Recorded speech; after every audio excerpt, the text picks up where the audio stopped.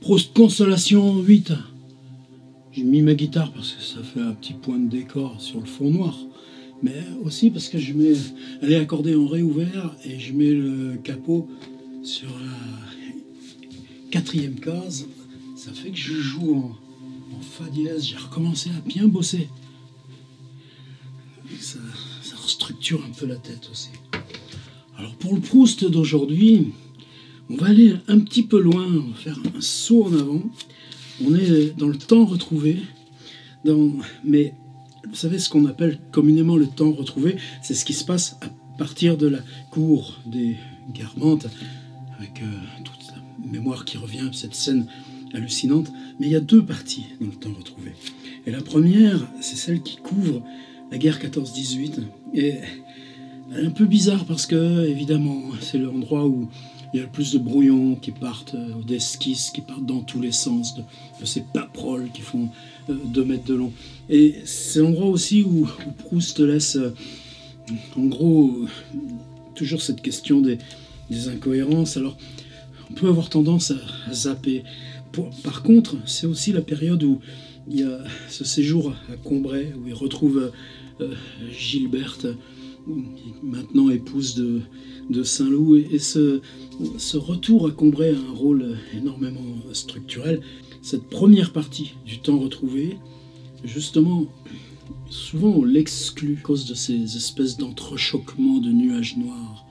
Mais c'est écrit en plein dans la guerre 14-18. Ça parle de quoi? Eh ben, ça parle du pendant la guerre. Et ça en parle avec même des drôles d'approches, vous allez voir. C'était comme si ce n'était pas la guerre. Ou bien cette traversée de Paris désert. Allez, on y va. Avant l'heure où les thés d'après-midi finissaient, à la tombée du jour, dans le ciel encore clair, on voyait de loin de petites taches brunes qu'on eût pu prendre dans le soir bleu pour des moucherons ou pour des oiseaux. Ainsi, quand on voit de très loin une montagne, on pourrait croire que c'est un nuage. Mais on est ému, parce qu'on sait que ce nuage est immense, à l'état solide, résistant. Ainsi étais-je ému que la tache brune dans le ciel d'été ne fut ni un moucheron, ni un oiseau, mais un aéroplane monté par des hommes qui veillaient sur Paris.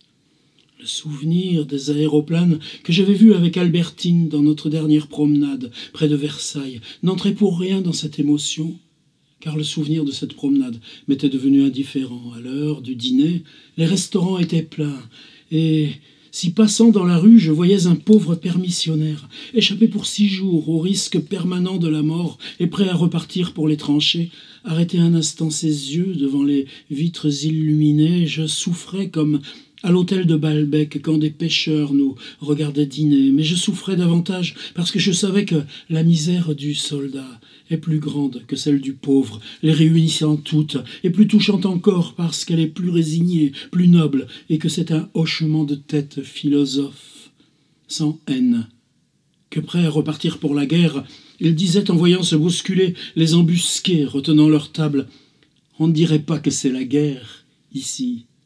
Puis à 9h30, alors que personne n'avait eu encore le temps de finir de dîner, à cause des ordonnances de police, on éteignait brusquement toutes les lumières, et la nouvelle bousculade des embusqués, arrachant leur par-dessus aux chasseurs du restaurant où j'avais dîné avec Saint-Loup un soir de Perme, avait lieu à 9h35 dans une mystérieuse pénombre de chambre où l'on montre la lanterne magique, de salles de spectacle servant à exhiber les films d'un de ces cinémas vers lesquels allaient se précipiter dîneurs et dîneuses.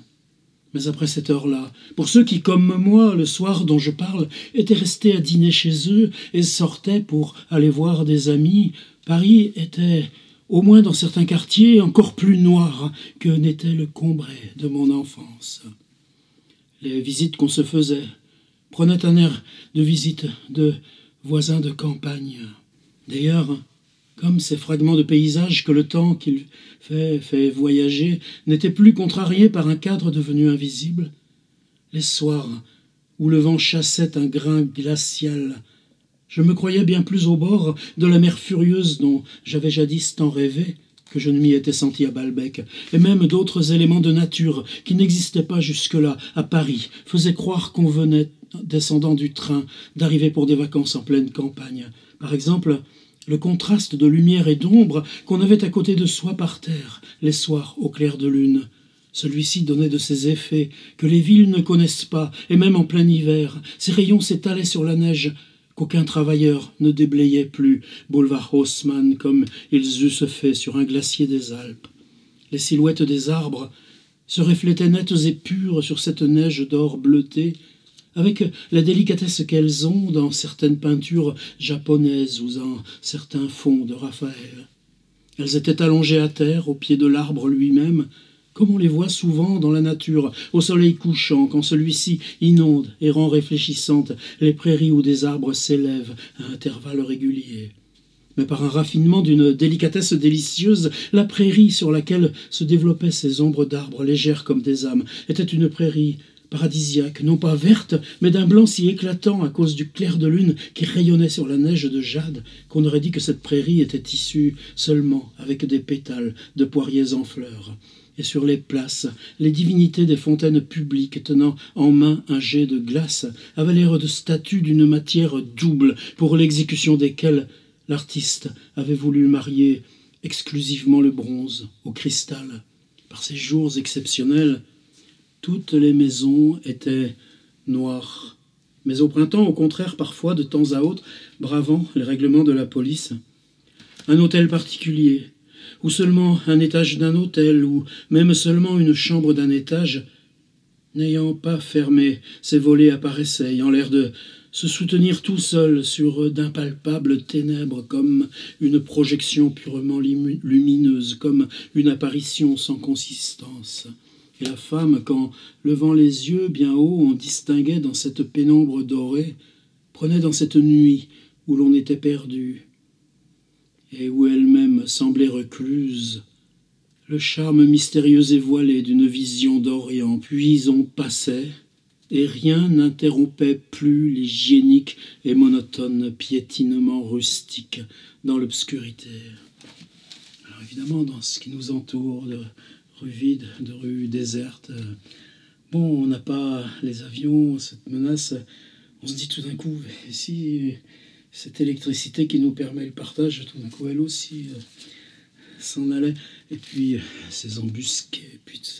Mais surtout, cette description urbaine de la ville, parce que c'est le couvre-feu de la guerre, soudain sans ses habitants. Alors, il y a un truc très étonnant dans cette première partie, évidemment, chaotique, avant la deuxième partie, apogée du temps retrouvé. Mais vous avez vu dans ce passage comment il reconvoque les poiriers en fleurs, qu'on ira probablement voir dès demain, comment il reconvoque Balbec, comment il reconvoque ce restaurant, comment il reconvoque Combray. Il y a toujours une volonté de rassembler, maintenant de retenir nappe après nappe, fil après fil, la totalité du livre avant cette catalyse qui se prépare.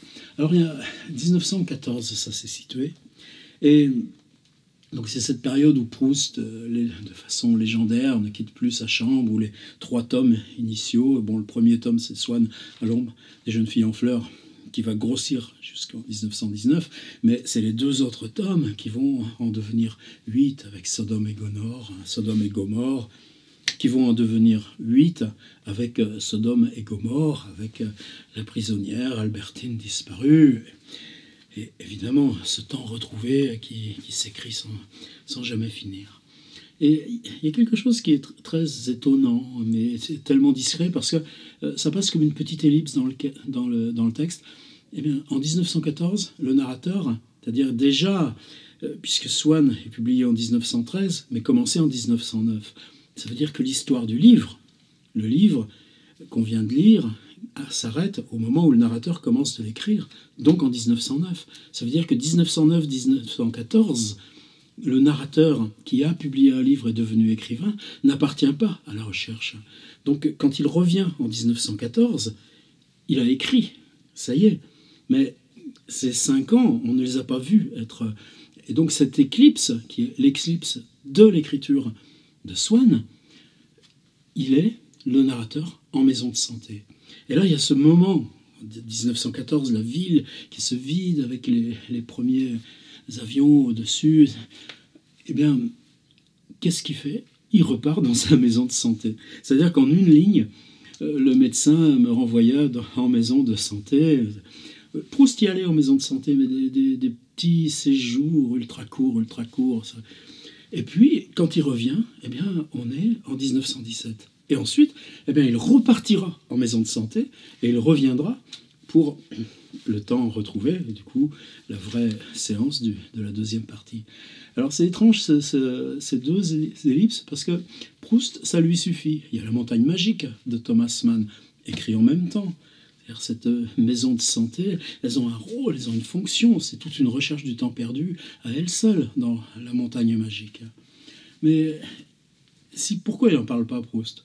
Parce que cette maison de santé, qui est simplement le narrateur, tu l'insuffles, tu le fais disparaître de sa propre aventure, et puis quand ça revient, parce que le temps, maintenant, le temps est discontinu. C'est-à-dire, on a tout d'un coup 1909, et il revient en 1914, et il voit ça, tout d'un coup. Il revoit tous ses amis, Saint-Loup, Gilberte, Charlus, les Verdurin, ou Odette Swann, et puis, re-éclipse, on le réenlève dans sa maison de santé, et lui, qu'est-ce qu'il fait pendant ce temps-là?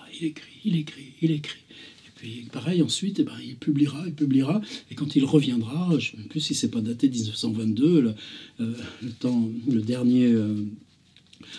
Le temps référentiel de la deuxième partie du temps retrouvé. Voilà. Alors, c'est comme si vous voyez tout d'un coup, avant la grande fin de la boucle circulaire, le temps se cassait. On n'avait plus que des morceaux flottants. Alors maintenant, donc, il y a ce retour après la deuxième phase de Maison de santé. Et là, c'est avec ce baron de Charlus, qui est un personnage évidemment tellement central dans la recherche. Et Proust applique quelque chose qu'il sait très bien faire, c'est-à-dire on déambule. Il marche avec le baron, il y a la conversation, et en même temps que la conversation, il y a ce qu'on voit ici, ce qu'on voit là, comment on avance. Et voilà, deuxième figure de Paris, et puis ensuite on aura la troisième figure avant le bordel de garçons, où on va entrer ensemble, même si moi je m'arrêterai à la porte, et que je vous laisserai y aller tranquillement. D'ailleurs, Monsieur de Charlus ne savait littéralement où donner de la tête. Il la levait souvent avec regret de ne pas avoir une jumelle, qui d'ailleurs ne lui eût pas servi à grand-chose, car en plus grand nombre que d'habitude, à cause du raid de Zeppelin de l'avant-veille, qui avait les Zeppelin, c'est les grands dirigeables qui susceptibles de bombardement. C'est pas le groupe Led Zepp. Je précise, parce qu'il y en a des fois dans les chronologies qui leur paraissent si anciennes, qui avait réveillé la vigilance des pouvoirs publics, il y avait des militaires. Jusque dans le ciel, les aéroplanes que j'avais vus quelques heures plus tôt faire comme des insectes des taches brunes sur le soir bleu passaient maintenant dans la nuit qu'approfondissait encore l'extinction partielle des réverbères, comme de lumineux brûlots. La grande impression de beauté, la plus grande impression de beauté que nous faisaient éprouver ces étoiles humaines et filantes, était peut-être surtout de faire regarder le ciel, vers lequel on lève peu les yeux d'habitude.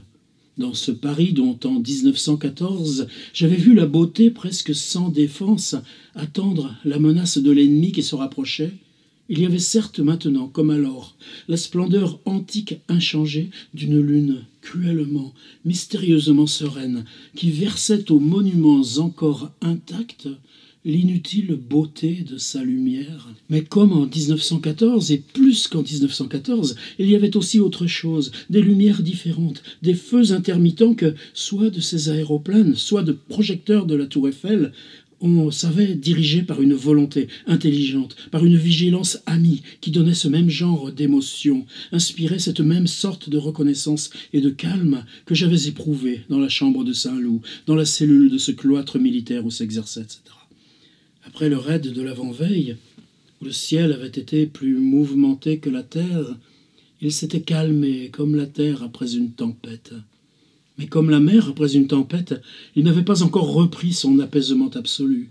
Des aéroplanes montaient encore comme des fusées rejoindre les étoiles, et des projecteurs promenaient lentement dans le ciel sectionné comme une pâle poussière d'astres, d'errantes voies lactées. Cependant, les aéroplanes venaient s'insérer au milieu des constellations, et on aurait pu se croire dans un autre hémisphère, en effet, en voyant ces étoiles nouvelles.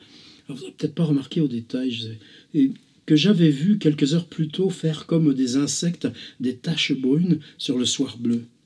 Et après, vous avez comme en 1914, c'est-à-dire que là où on est censé être en 1917, le quelques heures plus tôt, c'est juste ce que je vous ai lu, qui est quelques pages plus tôt, mais qui est 3 ans plus tôt. C'est ce genre de choses où Proust n'a pas eu le temps de travailler. D'ailleurs, formé isolément, ces idées de bombes lancées, de morts possibles, n'ajoutaient rien pour moi de tragique à l'image que je me faisais du passage des aéronefs allemands, jusqu'à ce que de l'un d'eux, ballotté, segmenté à mes regards par les flots de brume d'un ciel agité, d'un aéroplane, bien que je le susse meurtrier, que je n'imaginais que stellaire et céleste, ballotté, segmenté à mes regards par les flots de brume d'un ciel agité, d'un aéroplane que, bien que je le susse meurtrier, je n'imaginais que stellaire et céleste. J'eusse vu un soir le geste de la bombe lancée vers nous, car la réalité originale d'un danger n'est perçue que dans cette chose nouvelle, irréductible à ce qu'on sait déjà, qui s'appelle une impression et qui est souvent, comme ce fut le cas là, résumée par une ligne qui décrivait une intention, une ligne où il y avait la puissance latente d'un accomplissement qui la déformait, tandis que sur le pont de la Concorde, autour de l'aéroplane menaçant et traqué, comme si s'étaient reflétées dans les nuages les fontaines des Champs-Élysées, de la place des Concordes et des Tuileries, les jets d'eau lumineux des projecteurs s'infléchissaient dans le ciel, lignes pleines d'intentions aussi, d'intentions prévoyantes et protectrices, d'hommes puissants et sages auxquels, etc. Ouais, c'est juste pour vous faire respirer un petit peu ce passage qui, si on ne fait pas attention, il disparaît un peu. Et alors donc, après, il y a ce grand passage, parce que donc, ce baron de Charlus, personnage tellement important, on va le retrouver d'ailleurs au bordel. Et ça, c'est un passage aussi qui est important, parce que on retravaille directement, en la nommant cette fois, sur l'homosexualité masculine entre Robert de Saint-Loup et Charlus. Proust s'autorise tout, il peut, il meurt. Mais ce ne fut pas l'Orient de Caen ou même de Delacroix qui commença de hanter mon imagination quand le baron m'eut quitté, mais le vieil Orient de ces 1001 nuits que j'avais tant aimé, me perdant peu à peu dans le lacis de ces rues noires. Je pensais au calife Haroun al-Rachid en quête d'aventure dans les quartiers perdus de Bagdad. D'autre part, la chaleur du temps et de la marche m'avait donné soif, mais depuis longtemps tous les bars étaient fermés, et à cause de la pénurie d'essence, les rares taxis que je rencontrais, conduits par des Levantins ou des nègres, ne prenaient même pas la peine de répondre à mes signes. Le seul endroit où j'aurais pu me faire servir à boire et reprendre des forces pour rentrer chez moi eût été un hôtel. Mais dans la rue assez éloignée du centre où j'étais parvenu, tous, depuis que sur Paris les Gotha lançaient leurs bombes, avaient fermé. Et il en était de même de toutes les boutiques de commerçants. Faute d'employés, eux-mêmes pris de peur, avaient fui à la campagne et laissé sur la porte un avertissement habituel écrit à la main et annonçant leur réouverture pour une période... Tiens, je reprends ça. Mais dans la rue assez éloignée du centre où j'étais parvenu, tous, depuis que sur Paris les Gotha lançaient leurs bombes, avaient fermé. Il en était de même de presque toutes les boutiques de commerçants, lesquels, faute d'employés ou eux-mêmes pris de peur, avaient fui à la campagne et laissé sur la porte un avertissement habituel écrit à la main et annonçant leur réouverture pour une époque éloignée et d'ailleurs problématique. Les autres établissements qui avaient pu survivre encore annonçaient de la même manière qu'ils n'ouvraient que 2 fois par semaine. On sentait que la misère, l'abandon, la peur habitaient tout ce quartier. Je n'en fus que plus surpris de voir qu'entre ces maisons délaissées, il y en avait une où la vie, au contraire, semblant avoir vaincu l'effroi, la faillite, entretenait l'activité et la richesse. Derrière les volets clos de chaque fenêtre, la lumière tamisée à cause des ordonnances de police décelait pourtant un insouci complet de l'économie. Et à tout instant, la porte s'ouvrait pour laisser entrer ou sortir quelques visiteurs nouveaux. C'était un hôtel par qui la jalousie de tous les commerçants voisins, à cause de l'argent que ses propriétaires devaient gagner, devait être excitée. Et ma curiosité le fut aussi quand j'en vis sortir rapidement à une quinzaine de mètres de moi, c'est-à-dire trop loin pour que dans l'obscurité profonde je puisse le distinguer, un officier. Et donc, il entre. Je ne pense donc pas que ce fût la curiosité de cette rencontre qui me décida à monter le petit escalier de quelques marches, au bout duquel la porte d'une espèce de vestibule était ouverte, sans doute à cause de la chaleur. Je crus d'abord que cette curiosité, je ne pourrais la satisfaire, car de l'escalier, où je restais dans l'ombre, je vis plusieurs personnes demander une chambre, à qui on répondit qu'il n'y en avait plus une seule. Or, elle n'avait évidemment contre elle que de ne pas faire partie du nid d'espionnage, car un simple marin, etc., etc. Et là commence, évidemment, cette séquence totalement, évidemment, fondatrice pour la recherche. C'est comme une espèce de fond de l'enfer de Dante, qui est ce bordel pour garçon en temps de guerre, où on paye un supplément si on veut baiser avec un mutilé. C'est Proust. Et puis, comment on arrive au temps retrouvé après? La nouvelle maison de santé dans laquelle je me retirais ne me guérit pas plus que la première, et beaucoup d'années passèrent avant que je la quittasse.